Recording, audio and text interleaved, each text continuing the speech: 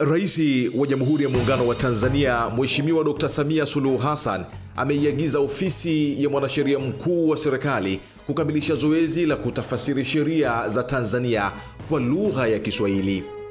Waumini wa kanisa Katoliki duniani waendelea kuomboleza kifo cha kiongozi mkuu wa kanisa hilo Papa Francis aliyefariki dunia siku ya Jumatatu.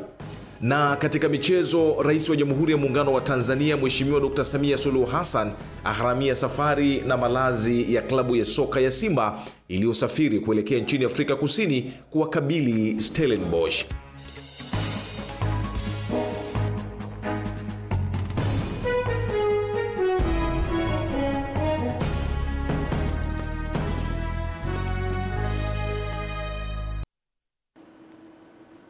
Naam, ni matangazo ya moja kwa moja kutoka jijini Dar es Salaam. Bila shaka hujambo na karibu katika taarifa yetu ya habari ya kutwa kutoka hapa Channel 10, kilicho bora kabisa. Mimi ni Najma Abdallah. Tutakuwa sote kuangazia habari za kitaifa na kimataifa, na nashirikiana na Ramla Jabu, yeye anatuongoza kwenye lugha ya alama. Karibu, ikiwa leo ni Jumatano Aprili 23 mwaka 2025. Tuanze na taarifa kuu siku huu. Rais wa Jamhuri ya Muungano wa Tanzania Mheshimiwa Daktari Samia Suluhu Hassan ameiagiza Wizara ya Katiba na Sheria, Ofisi ya Mwanasheria Mkuu wa Serikali kukamilisha zoezi la kutafsiri sheria za Tanzania kwa lugha ya Kiswahili, ikiwemo toleo la sheria za Tanzania la mwaka 2023 kwa kushirikiana na vyombo vya habari kusambaza sheria zilizofanyiwa urekebu ili wananchi waelimike kuzijua sheria zilizorekebishwa. Tupate taarifa zaidi. Mheshimiwa Rais Dr. Samia ametoa agizo hilo leo wakati wa uzinduzi wa toleo la sheria za Tanzania zilizofanyiwa urekebu la mwaka 2023 katika hafla iliyofanyika Ikulu ya Chamwino. Aidha, ameelekeza uwekwe utaratibu utakaowezesha kupatikana kwa nakala za toleo la sheria zilizofanyiwa urekebu la mwaka 2023, ikiwemo kutumia tehama ili zionekane kwenye mitandao ili wananchi wazipate kwa urahisi kwenye mitandao kwa minajili ya kujifunza na kuzijua haki zao.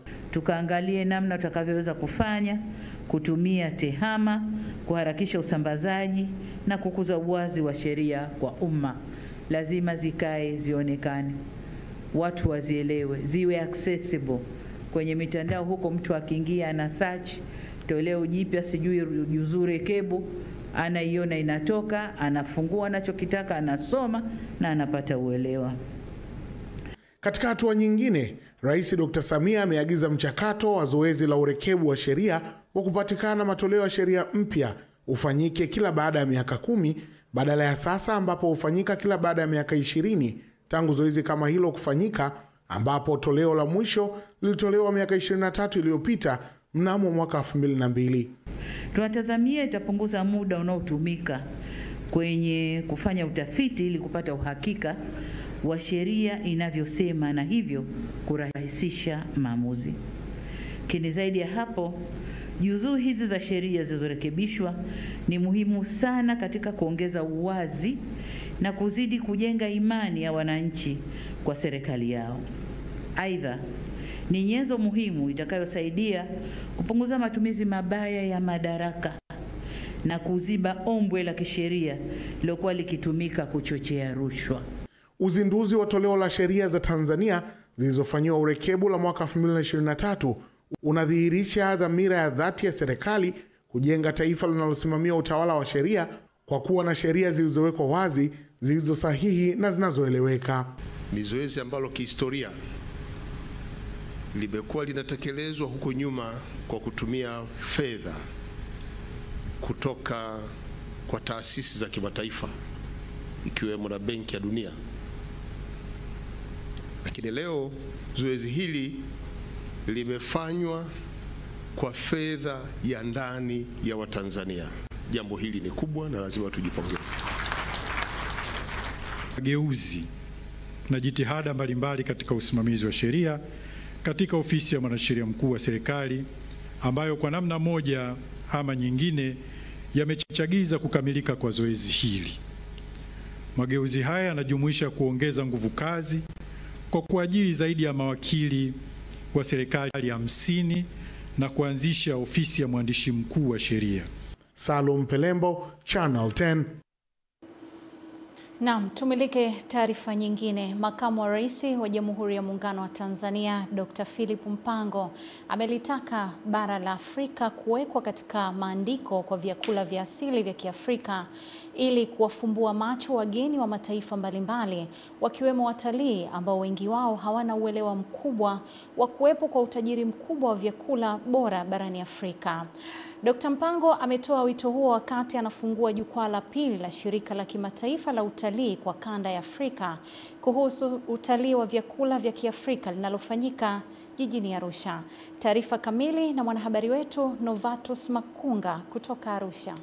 Makamu wa Rais Dr. Mpango ameeleza bado kuna watalii hawafahamu utajiri huo, huku akisisitiza kwa Tanzania jinsi ilivyo na aina ya vyakula vyenye ladha mpaka ya jamii ya Kihindi na Kiarabu pamoja na viungo vya kuvutia vya chakula. Promotion of gastronomic tourism in Africa also require creation of dedicated areas and gastronomic routes where local products and unique foods are prepared for tourists to enjoy. However, in such gastronomic routes and centers, quality of local foods and products will have to be maintained.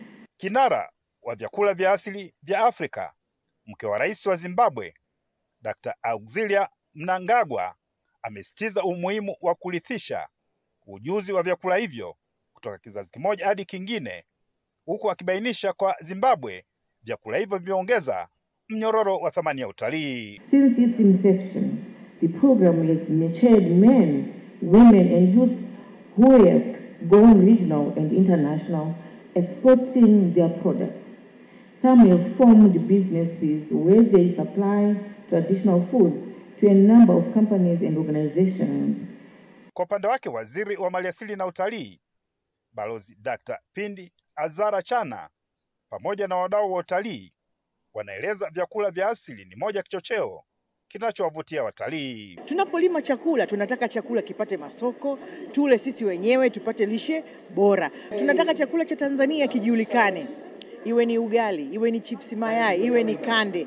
Mambo manne katika 6 yote aliyosema ni namna bora ya kutangaza zao hili la utalii wa vyakula kama moja kati ya mazao muhimu sana ya kukuza utalii. Kuna kazi kubwa sana ambayo inatakiwa ifanyike kwenye utalii wa chakula, kufanya kazi sasa kuibua vyakula mbalimbali ambavyo vinalika kwenye makabila mbalimbali ya Tanzania, kwenye maeneo mbalimbali ya Tanzania. Kwa mujibu wa Katibu Mkuu wa Shirika la Kimataifa la Utalii UN Tourism, Zurabwi Polilikashilvi, jukwaa hilo kwa sasa litakuwa ni tukio la kila mwaka ambalo limeingizwa katika kalenda ya shirika hilo.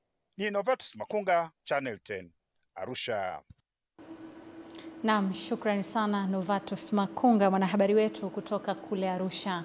Katibu Mkuu wa Chama cha Mapinduzi CCM Balozi Dr. Emmanuel John Nchimbi ametembelea mradi wa hospitali ya kumbukumbu ya Mwalimu Nyerere iliyoanza kujengwa tangu mwaka 1980 ambayo ikikamilika itaweza kutoa huduma za kibingwa na kuwa na teknolojia za kisasa.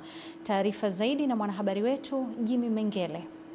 Akiongea mara baada ya kukagua mradi huo ambao umetumia zaidi ya shilingi bilioni 30, huku kwa kipindi cha serikali ya awamu ya 6 wametoa zaidi ya shilingi bilioni 15, ambapo kwa sasa wanaendelea kutoa matibabu kwenye baadhi ya majengo. Katibu Mkuu wa Chama cha Mapinduzi Balozi Dr. Emmanuel John Nchimbi amesema serikali ya awamu ya 6 imefanikiwa kuboresha huduma za afya na uchumi kwa wananchi wake. Taarifa tulizopata za kiwango cha watu wanaotibiwa hapa wa ndani na nje ya nchi, lakini pia taarifa tulizopata za idadi ya watu ambao wamepungua kusafiri kwenda mikoa ya mbali kupata huduma. Taarifa zote hizo zinaashiria kwamba huduma za afya kwa wananchi wa mkoa wa Mara na wilaya ya Msoma zimeimarika kutokana na kuboreshwa na kuimarishwa kwa hospitali hii ya rufaa ya mkoa. Hili ni jambo zuri sana. Maana mwisho wa siku ni wajibu wa serikali kuona kwamba maisha ya Watanzania, wastani wa maisha ya Watanzania unaongezeka, na unaongezeka kwa kuboresha huduma za afya, lakini vile vile kwa kuboresha uchumi wa nchi. Kwa upande wake, naibu waziri wa afya Dr. Godwin Mollel amesema serikali ya awamu ya 6 imejipanga kupunguza changamoto katika sekta ya afya na kupelekea Rais wa Jamhuri ya Muungano wa Tanzania Dr. Samia Suluhu Hassan kupewa tuzo za kimataifa, huku mkuu wa mkoa wa Mara Kanali Evans Mtambi amesema kukamilika kwa ujenzi huo kutatoa nafasi kwa ongezeko la utalii wa matibabu kwa wagonjwa kutoka nje ya nchi. Lakini amekuambia hapa kulikuwa na vifo vya watoto 500 kati ya 100,000.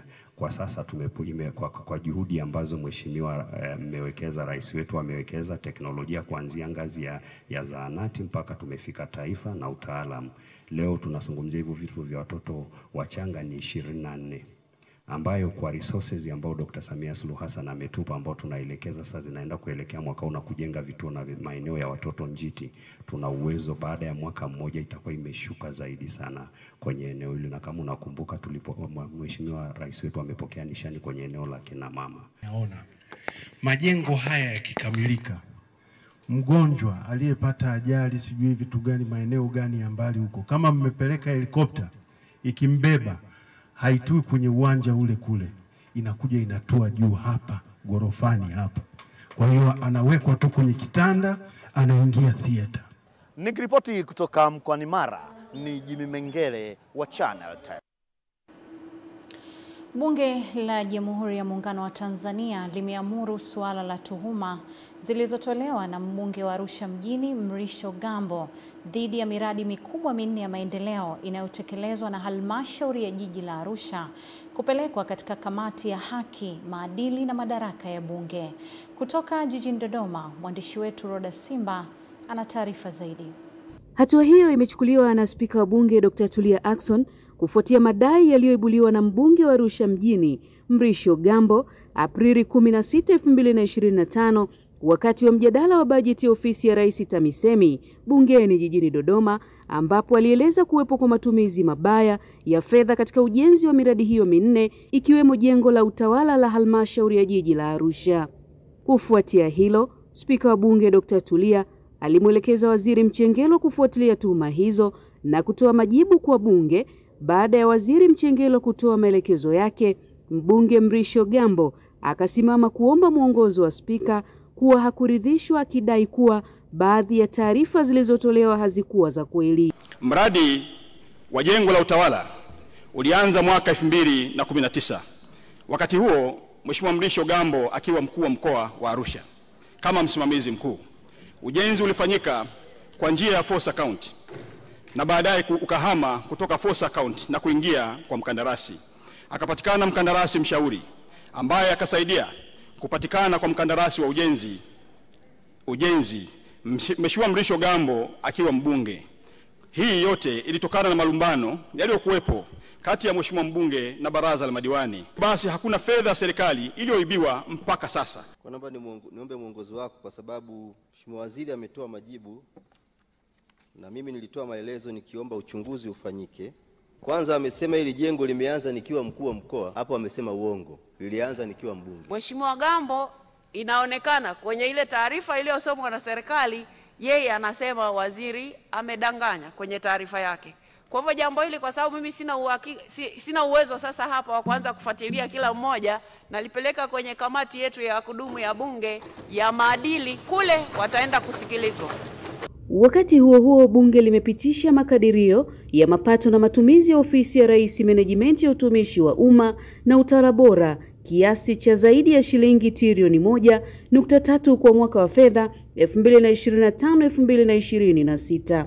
Jumla kuu ya fedha inayoombwa, Mheshimiwa Spika, katika mafungu yote ya ofisi ya Rais Ikulu na Menejimenti ya utumishi wa umma na utawala bora kwa mwaka 25-26 ni shilingi trilioni 1 bilioni 354 milioni 350 laki 324.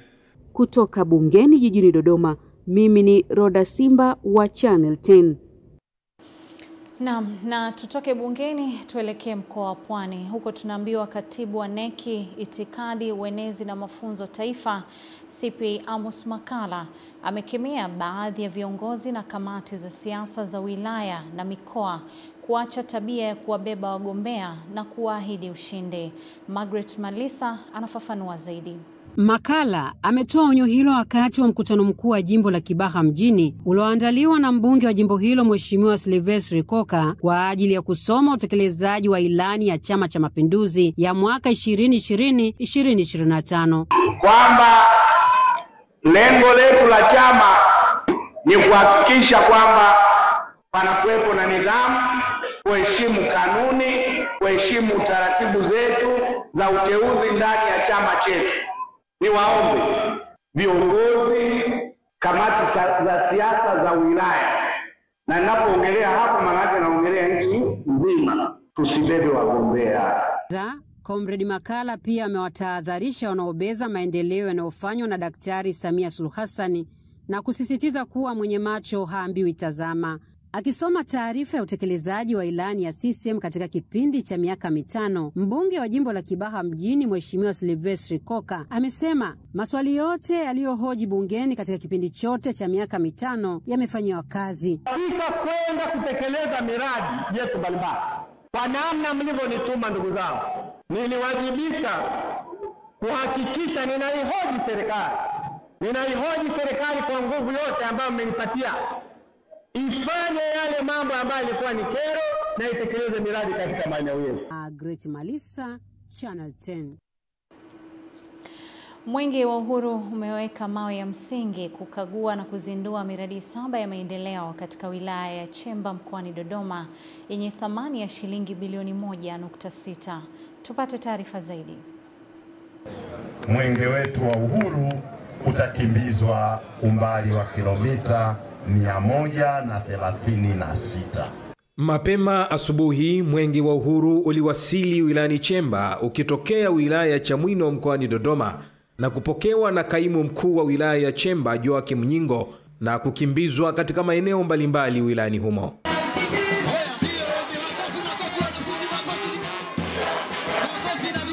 Ukiwa wilayani Chemba, Mwenge wa Uhuru ulizindua, kutembelea na kuweka mawe ya msingi miradi mbalimbali ikiwemo shule ya sekondari Kidoka, kikundi cha vijana wa bodaboda Uviboki, ujenzi wa zahanati ya Rofati, mradi wa Nyuki, ujenzi wa daraja la kijiji cha Igunga, mradi wa maji kijiji cha Kelema na ujenzi wa vyumba vitatu shule ya msingi Chemba. Pesa zilizotumika kujenga shule hii ni fedha nyingi sana. Taarifa imetaja fedha ambazo zimetumika katika ujenzi wa shule hii. Niwaombe sana tunzeni shule hii, lakini tunzeni mifumo yote ambayo imetumika kujengwa katika shule hii. Lakini jambo la pili, ndugu wanafunzi ambao mtasoma katika shule hii, niwaombe sana kile ambacho tunasomeshwa ndani ya shule hii, hakikisheni mnakipata kwa vitendo, hakikisheni mnakipata kwa ujuzi, lakini mnaendelea kujifunza ili na nyinyi muone manufaa na maendeleo ambayo yanafanywa na Daktari Samia Suluhu Hassan. Mradi huu umegharimu kiasi cha shilingi milioni 553,131,102 ambapo shilingi milioni 109,634,000 ni fedha za mradi kwa awamu ya kwanza kwa mchanganufu. Manufaa ya mradi huu, moja, ni kutoa huduma bora ya usafirishaji kwa wakazi wa Kidoka na maeneo jirani, lakini pili, kuimarisha ushirikiano na mshikamano miongoni mwa vijana. Si bodaboda ndo tulikuwa tunapata changamoto nyingi. Unakutana na mama unamsafirisha kwenda kituo cha afya Mai, lakini unakutana kama mimi siku moja imetokea nikamzalisha mama mimi kama mimi, yani nilikopo mimi na mume wake, lakini imefika mahali tumekwama, yani daraja hili halipitiki, maji yamejaa. Hamisi Mkotia, Channel 10. Naam, tungali bado tunaangazia taarifa zetu hii leo, na sasa tuelekee kule Pemba. Mkuu wa mkoa wa Kaskazini Pemba, Salama Mbaruk Hatibu, ameikabidhi Wizara ya Afya eneo ambalo limetolewa na wananchi wa kisiwa cha Kojani kwa ajili ya ujenzi wa hospitali ya kisasa ambayo itatoa huduma zote za matibabu ya msingi. Taarifa ya Masanja Mabula inafafanua zaidi. Akizungumza na wananchi wa kisiwa hicho katika ukumbi wa mikutano wa skuli ya msingi Kojani, mkuu huyo wa mkoa amesema ujenzi wa hospitali hiyo ni utekelezaji wa ahadi ya Rais wa Zanzibar, huku akiwaahidi kuwa hospitali hiyo itatoa huduma zote za msingi ikiwemo ya mama na mtoto. Huduma za mama na mtoto zitapatikana hapa. Tulisema hapa kwamba watu wanafika bahari hakuna madaktari. Tunawaahidi kwamba hospitali hii kukamilika kwake basi kila kitu kitakuwepo hapa. Pema mkuu wa wilaya ya Wete Abdalla Rashid Ali pamoja na viongozi wa Wizara ya Afya wamesema kukamilika ujenzi wa hospitali hiyo itakuwa ni ukombozi kwa wananchi wa kisiwa cha Kojani. Lakini pia kuna maeneo mengine ukiachana na Kojani, kuna sehemu nyingine pia wamekubali kutoa eneo lao la ujenzi wa kiwanja. Mvutano kwa ni mkubwa, lakini mwenye kujenga mwisho tukakubaliana kwamba kutokana na umuhimu wa swala hili hatuna haja ya kuvutana, kwa sababu tunapokutana neema hii inaweza ikatoka au ikachelewa kufika. Operesheni mdogo zitakuwa zinafanyika hapa Kojani. Akitoka hapa mgonjwa ameshindikana, labda atakuwa anapelekwa Wete. Lakini kwa wale wazazi ambao watahitaji kufanywa upasuaji mdogo utafanywa hapa. Hii itatusaidia kuhakikisha kwamba lile lengo la serikali ya mapinduzi ya Zanzibar ambayo inaongozwa na Dr. Hussein Mwinyi. Ni Masanja Mabula, Channel 10, Pemba, Zanzibar. Kamati ya amani ya mkoa wa Dar es Salaam imesema viongozi wa dini wamebeba dhamana ya kuhakikisha Watanzania wapo katika mikono salama kwa kuendelea kuhubiri amani, umoja na mshikamano, hususan wakati huu ambao nchi inaelekea kwenye uchaguzi mkuu. Taarifa zaidi na mwanahabari wetu. Mwenyekiti wa kamati ya amani mkoa wa Dar es Salaam, Sheikh Walid Omari, amesema amani ni tunu adhimu ya taifa na upaswa kulindwa kwa nguvu zote, na kwamba viongozi wa dini wanapaswa kuwa mstari wa mbele katika kuzuia viashiria vyovyote vya uvunjifu wa amani. Enyi viongozi wa dini, nyinyi ndiyo chumvi ya dunia, nyinyi ndio chumvi ya miji, nyinyi ndio chumvi ya jamii. Akauliza kwa mshangao, man yuslihu almilha idha almilhu fasad, ni nani atakayekuja kuitengeneza chumvi pale itakapokuwa chumvi imeharibika? Si kiongozi wa dini sasa awe chanzo cha kutokutoa majibu katikati ya mambo ambayo watu wanasumbuka nayo, bali sisi tuwe sehemu ya kutoa majibu katika yale watu wanayosumbuka nayo. Hiyo ndio dhamana tuliopewa katikati ya dunia hii. Kipindi cha uchaguzi ni kipindi cha muhimu sana, lakini hakiwezi kuondokana na udhaifu walionao wanadamu, na wajibu wetu ni kukumbushana, na ndilo tuliloambiwa na Mwenyezi Mungu Subhanahu wa Ta'ala, kuntum khayra umma, nini ndilo kundi lililo bora, ukhrijat linnas, lililotolewa na kudhihirishwa kwa watu wote. Jukumu lenu taamruna bil ma'rufi wa tanhauna 'anil munkar. Kwa upande wake, mwenyekiti wa Jumuiya ya Wanawake wa Kiislamu Tanzania, Juwakita Shamim Khan, amewataka wanasiasa kutumia lugha za staa katika kampeni zao na kujiepusha na matusi au maneno ya chuki. Akina baba wengi hawataki watoto wao wa kike au wake zao wagombee, wanaogopa yale matusi ya nguoni.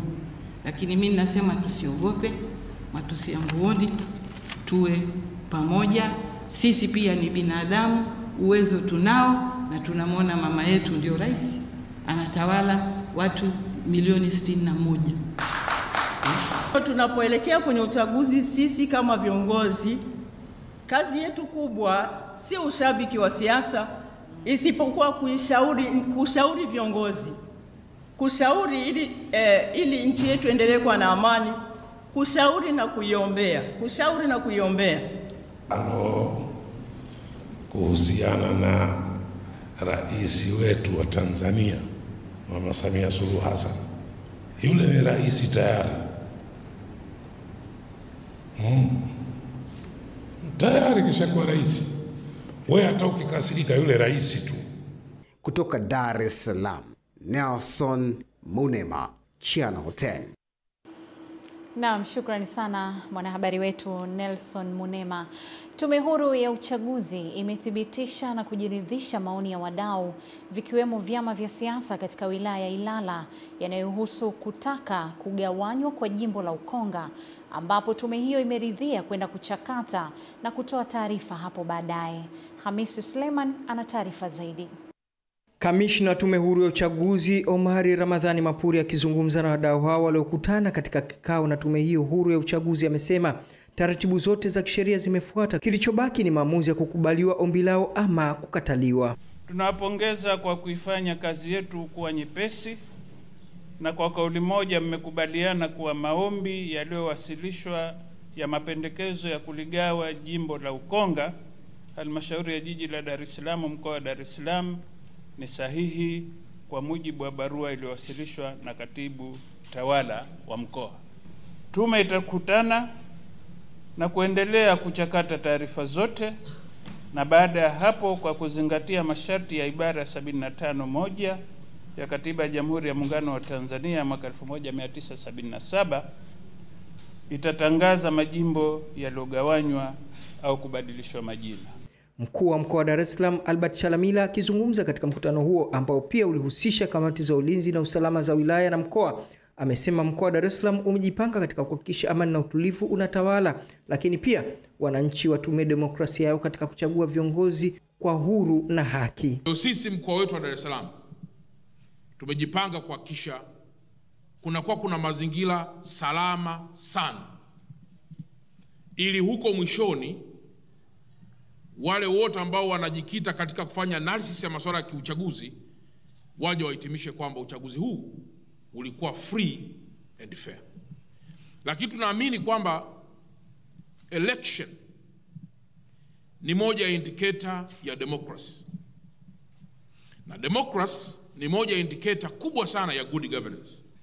Mheshimiwa mgeni rasmi, pendekezo hili la ugawaji wa jimbo ni hatua ya msingi katika kuhakikisha kunakuwa na uwakilishi bora wa wananchi wa jimbo la Ukonga na jimbo jipya pendekezwa la Kivule, sanjari na uboreshaji wa utoaji wa huduma kulingana na kiasi na kasi ya ukuaji wa maeneo husika, ongezeko la watu, mahitaji na uwezo wa kuwahudumia.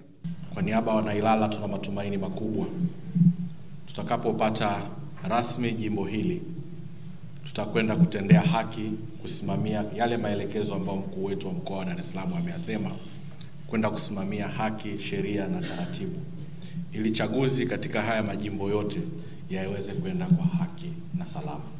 Hamisi Suleiman, Channel 10, Dar es Salaam. Majaji wa mahakama ya rufani nchini wameshiriki katika kongamano la utoaji elimu inayohusu sheria na masuala ya miliki bunifu, ikiwa na lengo la kuboresha miliki kutokana na sheria hiyo ambayo inaendana na kasi ya maendeleo ya kiteknolojia. Tupate taarifa zaidi. Akizungumza jijini Dar es Salaam kwa niaba ya Jaji Mkuu wa Tanzania, Jaji wa Mahakama ya Rufani Tanzania Austin Mwarija amesema ni muhimu mfumo wa sheria uendelee kutolewa ili kuendana na mabadiliko ya kiteknolojia katika kuhakikisha haki za watu wenye miliki bunifu zinalindwa. Pale ambapo kuna migogoro kuhusiana na hizo haki, kesi zao zinakuja mahakamani. Na kama ambavyo mmesikia kwenye ile hotuba, ni kwamba sasa hivi hata maamuzi yetu yameenda kwenye forum au inaitwa WIPO Lex, yani maamuzi yetu yanakwenda, na maamuzi mengine 45 kutoka mahakama zetu yataenda kwenye hiyo forum, ili na watu duniani kote waweze kuona na sisi tunafanya nini. Na watu sahihi kama nilivyosema ni wapo na sisi, na wametoa baadhi ya mihutasari ya shughuli zao. Kwa mfano watu wa BRELA. Kwa upande wake, afisa mtendaji mkuu wa BRELA Godfrey Nyaisa amesema kuwa ni muhimu kwa majaji kuwa na uelewa wa kina kuhusu masuala ya umiliki bunifu, hasa ikizingatiwa kuwa baadhi ya mashauri ya walalamikaji hufikishwa katika mahakama za rufani ambako majaji hao hutoa maamuzi ya mwisho. Unaposajili ubunifu wako hapa ndani ya Tanzania, manake ulinzi ule ulinzi wake unakuwa ni wa kidunia. Wa kidunia tu, kwa sababu sisi kama mnavyoelewa, unapoleta sajili ya ubunifu wako, sisi watu tunautangaza, tunatoka kama siku 60 hivi. Siku 60 maana yake ni kwamba inatangazwa kwenye gazeti la dunia. Lile gazeti la dunia kila mtu anasoma kule, kwa sababu katika kila mtu ambaye ameweka sajili yake kuna watu ambao wanamsaidia kulinda. Migogoro inakwenda kwenye stage mbalimbali, ikiwepo kwa kufunguliwa kesi, na kesi zinakwenda kwenye stage mbalimbali mpaka zinafika court of appeal. Kwa hiyo kukaa na majaji, kupita nao kwenye zile sheria na kuwaelezea majukumu ya kila institution, nini institution inafanya na kwa nini tunatakiwa tusimamie na kulinda hizi miliki bunifu, ndio sababu ya kuwepo kwa semina hizi. Saidi Makala, Channel 10. Naam, taarifa yake Saidi Makala inatupa utuo kwa upande wa habari za kitaifa. Karibu sasa tuangazie habari za mataifa mbalimbali. Waumini wa kanisa Katoliki kwa ujumla wake wanaendelea kuomboleza kifo cha kiongozi mkuu wa kanisa hilo duniani, Papa Francis, aliyefariki siku ya Jumatatu huko makao makuu ya kanisa hilo Vatican, yakitangaza kwamba atazikwa Jumamosi katika kanisa la Mtakatifu Maria Mkuu mjini Roma. Imethibitishwa kuwa mazishi ya Papa Francis yatafanyika Jumamosi katika uwanja wa St. Peter's Square Vatican, huku mamia kwa maelfu wakitarajiwa kuhudhuria. Papa Francis alikuwa mkuu wa kanisa Katoliki aliyefariki kutokana na maradhi ya kiharusi siku ya Jumatatu akiwa na umri wa miaka 88 chini ya saa 24 baada ya kuongoza hotuba ya Pasaka, huku akionekana kabiliwa na mapafu hivi karibuni. Naam, na sasa tuangazie taarifa nyingine kutoka nchini Burkina Faso.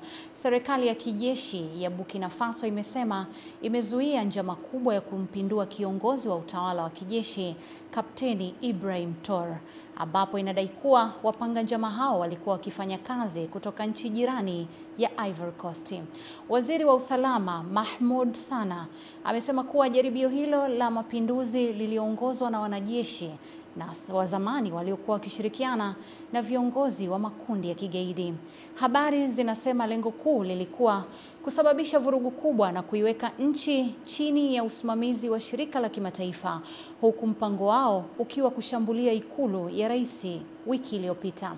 Captain Ibrahim Traoré aliingia madarakani kupitia mapinduzi ya kijeshi mwezi Septemba mwaka 2022, akimwondoa Kanali Paul Henri Damiba aliyekuwa ameahidi kurejesha usalama, lakini akashindwa kudhibiti mashambulizi ya makundi ya wanamgambo. Traoré akiwa na umri wa miaka 34 wakati huo, alikuwa kiongozi mdogo zaidi barani Afrika.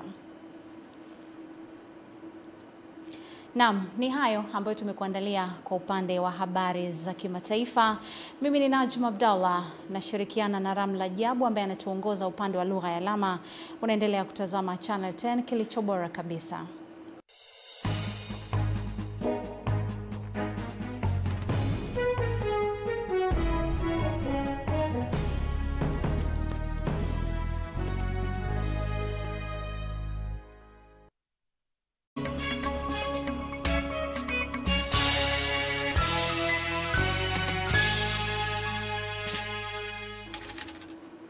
Naam, barabara kabisa. Mambo ni mazuri na bado uko nasi kupitia taarifa yetu ya habari kutoka hapa Channel 10, kilicho bora kabisa. Karibu sasa tumulike habari za biashara na uchumi usiku huu. Karibu. Naam, shukran Najma Abdalla kwa habari za kitaifa na zile za nje ya mipaka ya Tanzania.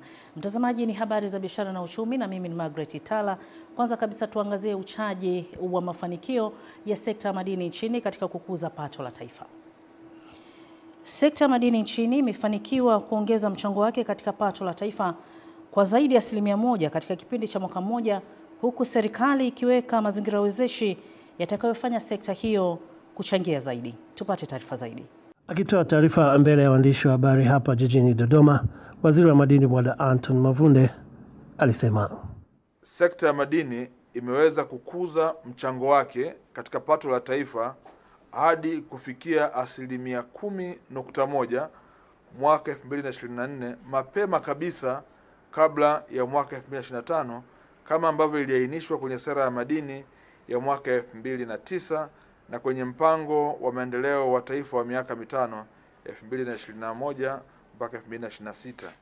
Aidha, waziri wa madini akachukua nafasi hiyo kuwahimiza wawekezaji kufuata sheria ya madini wakati wa utekelezaji wa majukumu yao, huku akiweka wazi nia ya wizara kuhakikisha maeneo yote ya madini yanapimwa ili wachimbaji wadogo waache kuchimba kwa kubahatisha. Ni sehemu ya mpango wa wizara kupitia bajeti yetu kutenga fedha kwa ajili ya kununua helikopta ambao tutaifunga vifaa maalum vya kufanya utafiti wa kina ili tulifikie eneo lote la nchi yetu ya Tanzania. Tunaamini tukifikia hapo manufaa yatakuwa makubwa, kwa sababu kwa 16% hiyo tu ambayo nimeitamka hapa, mapato ya kodi ya ndani kwa mwaka 2022-2023 sekta ya madini ilichangia kwa 15%. Kutoka hapa Dodoma ni Kuringemongi. Wizara ya Katiba na Sheria imeanzisha kituo cha huduma kwa wateja ambacho lengo lake ni kumpa nafasi kila mwananchi kutumia simu yake ya mkononi au mitandao mingine ya kijamii kuwasilisha malalamiko yake badala ya kutumia njia za zamani za kuandika barua. Taarifa hiyo imetolewa na mkurugenzi msaidizi wa kufuatiliaji wa haki katika Wizara ya Katiba na Sheria Lawrence Kabigi wakati wa ufunguzi wa ziara ya mafunzo ya siku 2 ambapo baadhi ya maafisa wa wizara hiyo wametembelea benki ya NMB ili kujifunza ni kwa namna gani wanatumia teknolojia walionayo ndani ya benki pamoja na utoaji huduma bora kwa wateja. Kwa upande wake, mkuu wa biashara ya serikali benki ya NMB Viki Bishumo amesema moja jukumu lao ni kuhakikisha uwekezaji wa kiteknolojia kwenye mifumo ya kibenki na ujuzi wa wafanyakazi wake wanaofanya ndani ya benki hiyo kwa kushirikiana na serikali wanaotumia kikamilifu katika kuboresha utoaji wa huduma. Sasa ni vizuri tuanzishe mfumo wa kimawasiliano ambao ni rahisi. Mwananchi yoyote mwenye lalamiko lolote au anahitaji kupewa ushauri wa kisheria, maana yake hapaswi tena kuja moja kwa moja wizarani Dodoma Mtumba, anaweza akawasiliana na wizara kwa njia mbalimbali. Na huu ni mwendelezo tu wa mashirikiano ya kimkakati ambayo tunayo na serikali yetu ya Jamhuri ya Muungano wa Tanzania kupitia wizara mbalimbali na taasisi, na lengo lake ni kuhakikisha kwamba mabadiliko makubwa yanayofanyika ndani ya benki yetu, yawe ni ya huduma, yawe ni ya kibiashara, yawe ni ya teknolojia, yanaleta maana na yanakuwa na manufaa kwa wadau na kwa wananchi ambao tunawahudumia. Na wananchi wa mtaa wa Area C kata ya Kiwanja cha Ndege jijini Dodoma wameomba serikali kupiga marufuku ununuzi holela wa vyuma chakavu ili kukabiliana na changamoto ya uharibifu wa miradi mbalimbali ya serikali iliyogharimu fedha nyingi. Tupate taarifa zaidi na mwanahabari wetu Leonard Mwacha. Hayo yanajiri baada ya kukithiri kwa wizi wa mifuniko ya chemba za maji taka zilizopo katikati ya barabara za mtaa huo, jambo linalosababisha mifumo hiyo kuingiza taka na kuziba na hata kusababisha ajali. Hizi chemba baada ya kuibiwa mifuniko zinaingia taka nyingi sana. Kwa hiyo inatokea chemba fanyaje kuziba. Nimetoka hapa usiku, nimefanya kazi zangu mpaka usiku, nachukua bodaboda. Sisi ndio walikuwa wamechukua mifuniko muda gani? Sasa kulikuwa hamna hata alama yoyote. Kidogo nivunjike tena mie. Tuwahi kumuona mtoto akiwa mazingira haya na alidumbukiwa akiwa na ndugu zake. Tulimtoa yule mtoto na kumsaidia kwa sababu haya machemba yanasafirisha maji taka. Shapata kesi kama 2 za watoto kudumbukia. Sasa hapo kuna kwa labda mtu mzima yupo amemuokoa. Umeona? Haya pikipiki kwa sababu taila pikipiki na ile shimo viko anadumbukia mule mtu. Wananchi hao wameomba serikali kuwachukulia hatua watakaogundulika kununua vyuma hivyo na kupigwa marufuku ununuzi wa vyuma hivyo, huku mwenyekiti wa mtaa huo akieleza hatua walizozichukua. Kwa mfano kunawezekana kuna walanguzi wanaolangua na kununua hivi mifuniko ya chemba. Kwa hiyo tunaomba serikali itafute au wanaonunua hivi vitu. Sisi kama serikali ya mtaa tunafanya ulinzi shirikishi. Tunajitahidi sana kuzunguka nyakati za usiku mitaa yote katika kurinda, lakini hao watu wananafikiwa na mbinu nyingi sana. Nikiripoti kutoka Dodoma, Leonard Mwacha, Channel 10. Mtazamaji, sasa ni wasaa kutazama viwango vya kubadilishia fedha za kigeni kwa mujibu wa Benki Kuu ya Tanzania kwa siku ya leo.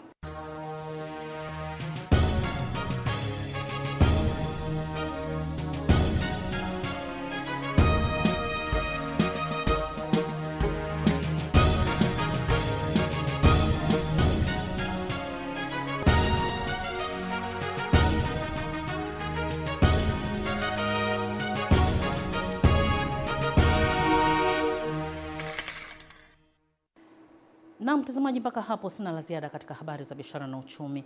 Ulikuwa nami Margaret Itala na kurudisha kwake Najma Abdalla kuendelea na taarifa ya habari. Nami ni kushukuru sana Margaret Tala kwa kutuongoza vyema kabisa kwenye upande wa habari za biashara na uchumi usiku huu. Tunapata mapumziko mafupi na tukirejea, mtazamaji, moja kwa moja tunaelekea viwanjani, na leo tuko na mwanamichezo Saidi Makala. Endelea kusalia nasi.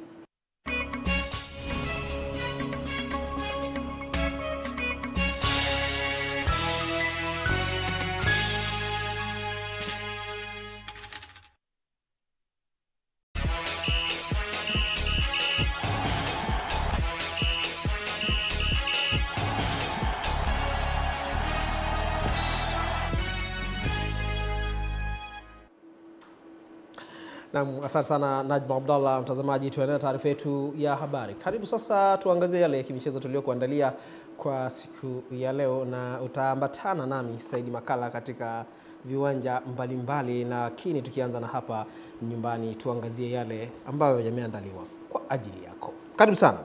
Rais wa Jamhuri ya Muungano wa Tanzania Mheshimiwa Daktari Samia Suluhu Hassan ameipatia klabu ya soka ya Simba usafiri ya kugharamia malazi kwa ajili ya safari ya kuelekea nchini Afrika Kusini kushiriki mchezo wa marudiano wa nusu fainali ya kombe la shirikisho dhidi ya Stellenbosch utakaochezwa Aprili 27 ya mwaka 2025. Mchezo wa kwanza ulimalizika kwa Simba kushinda bao 1-0 kwenye uwanja wa New Amani Complex huko Zanzibar.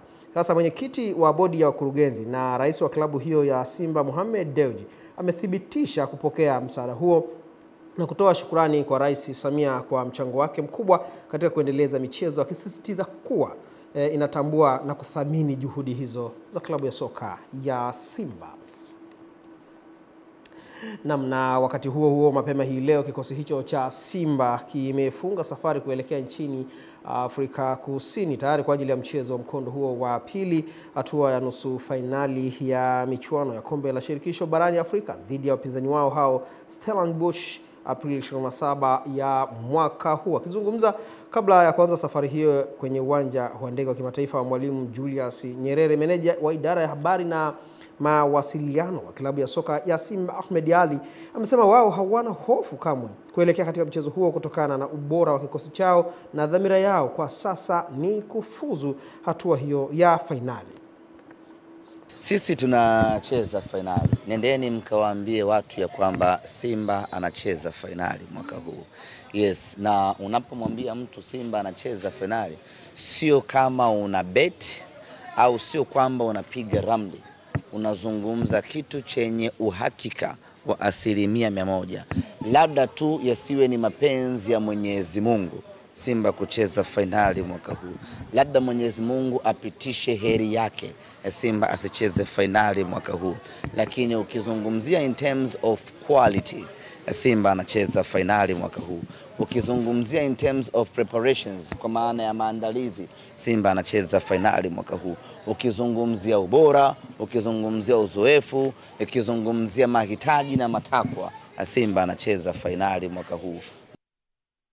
Ni Ahmed Ali, huyo afisa habari wa klabu ya soka ya Simba. Nasi tunawatakia kila laheri katika mchezo huo wa marejeano siku ya Jumapili. Na kwingineko tunaambiwa waziri wa habari, utamaduni, sanaa na michezo Profesa Palamagamba Kabudi amesema sekta ya Wizara ya Utamaduni, Sanaa na Michezo ina kazi kubwa ya kusimamia maadili na misingi ya taifa kwa kuhakikisha mila na desturi zake zinaheshimika. Profesa Palamagamba Kabudi akiwa katika mhadhara wa washiriki wa kikao kazi cha 15 cha maafisa wa utamaduni, maafisa maendeleo wa michezo Tanzania bara, ambapo amesema maadili ya Kitanzania hujenga taifa lenye mwelekeo wa ukuaji wa uchumi, akiwakumbusha washiriki hao kuwa umefika sasa wakati wa kutafuta baadhi ya tamaduni ambazo zimeanza kupotea zikiwemo Ngonjera. Maafisa maendeleo ya michezo ni sauti ya serikali ya kulinda misingi na maadili ya nchi yetu. Nyinyi ndio sauti, ndio the voice.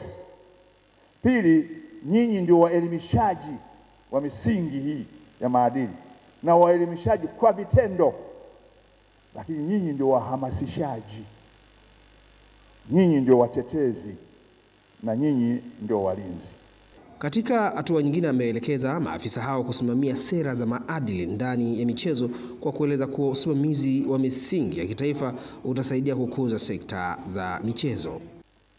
ya kusimamia maadili ya nchi yetu, ya kusimamia misingi ya utu wetu, ya kuhamasisha uzalendo, na inahamasisha uzalendo kwa kuwafanya Watanzania wawe na fahari na Utanzania wao, wathamini Utanzania wao, waupende Utanzania wao, wauone Utanzania wao ni bora kuliko kitu chochote Lakini toka tupate uhuru tumesisitizwa kuthamini utamaduni na mila zetu na desturi zetu.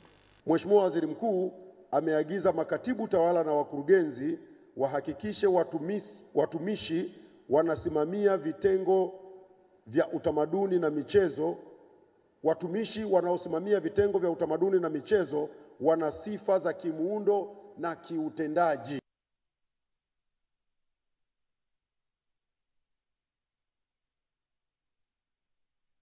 Pili mtwalia kwa siku ya leo. Naam, na katika kurudisha kwa jamii na kusherekea miaka 61 ya muungano, uongozi wa kampuni ya Lease Park wenye maskani yake Sinza jijini Dar es Salaam wenyewe umeandaa tamasha la muziki wa bendi litakalofanyika Aprili 25 ya mwaka huu likihusisha jumla ya bendi 3. Akizungumza na waandishi wa habari mapema hii leo, mkurugenzi wa Lease Park Elizabeth Chacha amesema lengo la tamasha hilo ni kukusanya fedha zitakazopelekwa kwa watoto wanaoishi kwenye mazingira magumu pamoja na wazee wenye uhitaji. Zawadi zitatolewa kwa bendi shiriki, lakini pia kutakuwa na mgeni rasmi ambaye ni Stahiki Meya wa jiji la Dar es Salaam, ikiwemo na jaji kiongozi Mzee Kitime. Kwa nini wanafanya hivyo? Ni moja ya baraka yao ni kuisaidia jamii, hasa kupitia makundi haya maalum ili waweze nao kusaidika. Na huko mitaani tunajua wanavyohangaika na lakini wanasema chochote wanachokipata hapa kupitia kwenye pabu yao basi kinapelekwa huko kwa ajili ya kusaidia makundi haya ya watoto wasiojiweza pamoja na wazee. Kwa upande wa wakilishi wa bendi hizo wakiongozwa na rais wa wachambuzi wa muziki wa dance Rajabu Zomboko, wameeleza namna walivyojipanga kutoa burudani kwenye tamasha hilo. Kuna bendi moja ya jeshi watu hawaizungumzii lakini inaitwa Ruvu JKT. Wana wimbo wao mkubwa kabisa, tulia wangu mpenzi tulia, tulia nami nipate tulia, tulia wangu mpenzi tulia. Kwa hiyo hapo ukisikia wimbo huo unajua ukubwa wa bendi za jeshi. Watakuwepo, kutakuwa na Ambweni, kutakuwa na wanaitwa Kiangaiko RTS, hao watakuwepo vile vile. Pesa nani kagundua kitu pesa nani ameleta kule Kilwa Kivinje walianzisha dola yao kupata pesa watimize haja zao za kimaisha wakamsahau Mungu wao. Esther Mtebe, Channel 10 Michezo. Na uchezaji wake hapo waga ni hapa tu. Tulia mpenzi wangu tulia. Naam, twende tuangazie yale mengine tuliyokuandalia. Na baadhi ya mashabiki wa soka jijini Dar es Salaam wameeleza kuwa na matumaini makubwa na klabu yao ya soka ya Simba kuwa watapata matokeo kwenye mchezo wao wa mkondo wa pili na kufuzu hatua hiyo ya fainali ya michuano ya kombe la shirikisho barani Afrika. Matarajio ya timu yangu ya Simba itapita kutokana na performance yake ilivyoonyesha hapa Tanzania na mechi zilizopita. Kosa nafasi hiyo kwenye timu zinatokea, timu zote duniani zinatokea hizo nafasi, zinatokea watu wanakosa. Lakini tumejiandaa ile makosa kurekebisha ili tufanye vizuri zaidi hapa. Wenye wasiwasi yani na watoa wasiwasi. Wenye wasiwasi ni mashabiki wa Yanga tu peke yao. Sisi mashabiki wa Simba hatuna hata wasiwasi wowote. Sisi tunacheza finali, sio nusu finali. Tunacheza finali. Ndio tunataka kuambia. Narudia tena, wanaokuwa na wasiwasi sio mashabiki wa Simba. Wenye wasiwasi ni mashabiki, wanaotuleta pressure ni mashabiki wa Yanga. Lakini Simba sisi tunajua tunacheza fainali. Mimi naona Simba inashinda, hakuna matatizo yote. Sababu kule hata tukipata moja tumepita.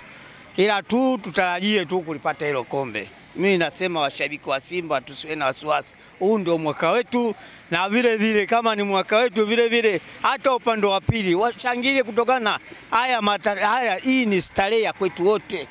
Mpaka kufika hapa wamejitahidi. Lakini kwa mpira ule tuliocheza juzi hapa au sio bwana? Simba sijipe 100% kama nafasi wanayo. bali mtihani mlima wana mkubwa tu wa kupambana. Wasegemee kama tunategemea kazi yao kufika robo, sasa hivi na hakika wamejitahidi kufika nusu, lakini sio kucheza finali. Haya, hizo ni tambo za mashabiki, lakini wakati huo wanachama na mashabiki wa klabu ya soka ya Simba katika manispaa ya Lindi wenyewe wamesema bado wana matumaini makubwa sana ya kufikia hatua ya fainali ya michuano hiyo ya CAF katika mchezo wa marejeano unaotarajiwa kupigwa hapo Afrika Kusini katika mchezo uliopita. Simba ambao waliibuka na ushindi katika uwanja wa New Amani Complex. Amani Nandonde yeye ametuandalia hii.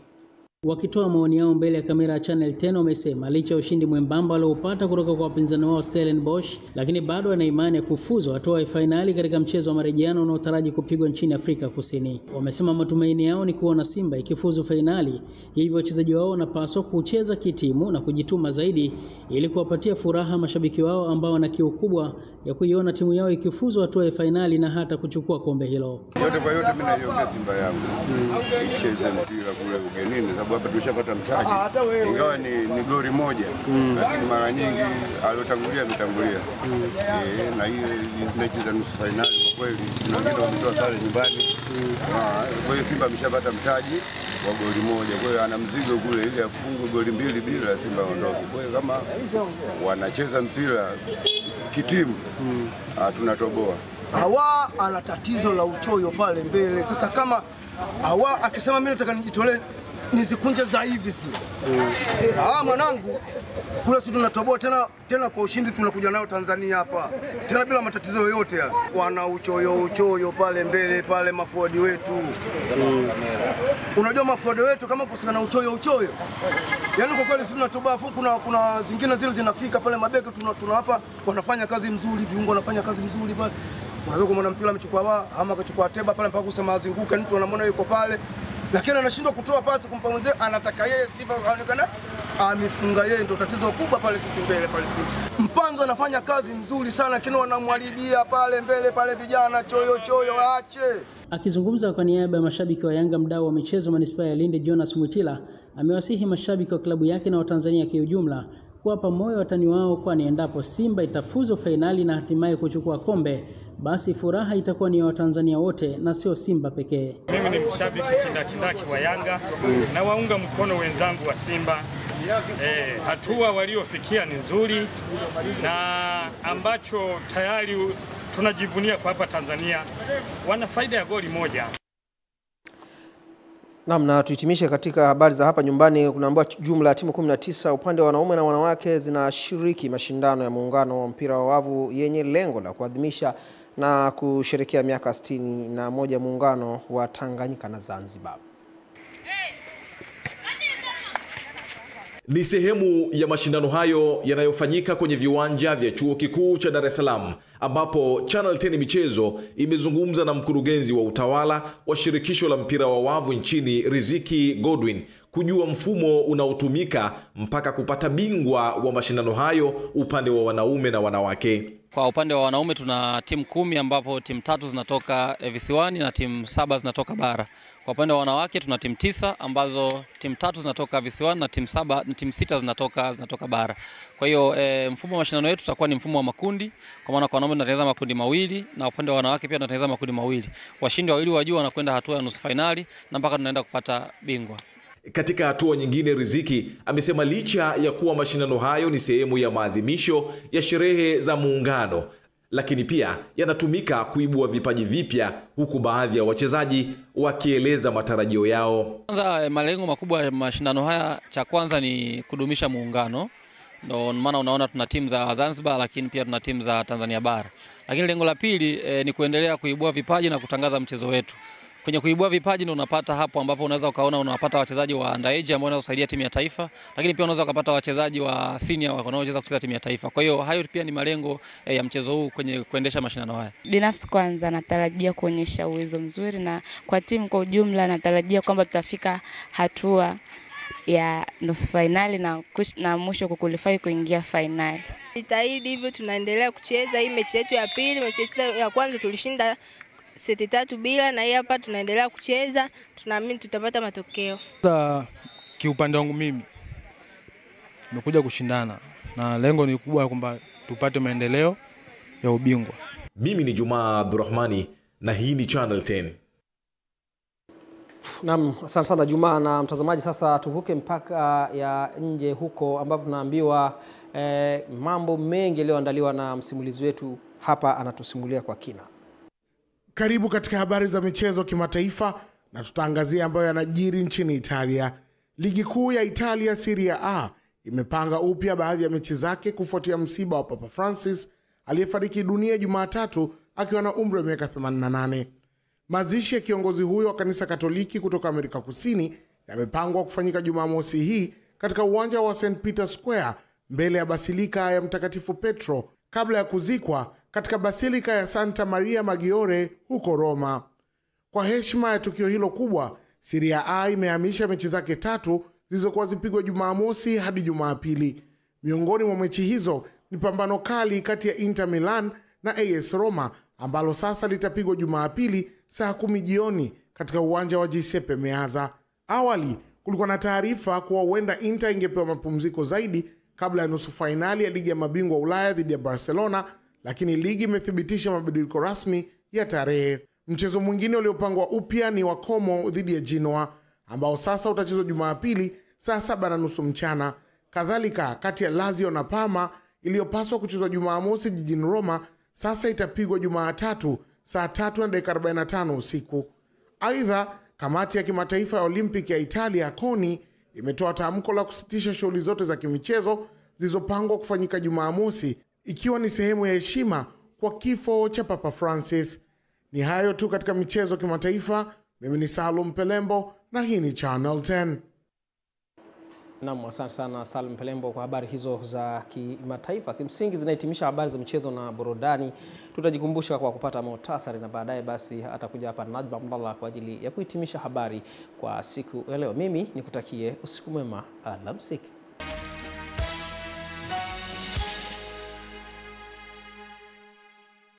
Rais wa Jamhuri ya Muungano wa Tanzania Mheshimiwa Dr. Samia Suluhu Hassan ameiagiza ofisi ya mwanasheria mkuu wa serikali kukamilisha zoezi la kutafasiri sheria za Tanzania kwa lugha ya Kiswahili. Waumini wa kanisa Katoliki duniani waendelea kuomboleza kifo cha kiongozi mkuu wa kanisa hilo Papa Francis aliyefariki dunia siku ya Jumatatu. Na katika michezo, Rais wa Jamhuri ya Muungano wa Tanzania Mheshimiwa Dr. Samia Suluhu Hassan aharamia safari na malazi ya klabu ya soka ya Simba iliyosafiri kuelekea nchini Afrika Kusini kuwakabili Stellenbosch.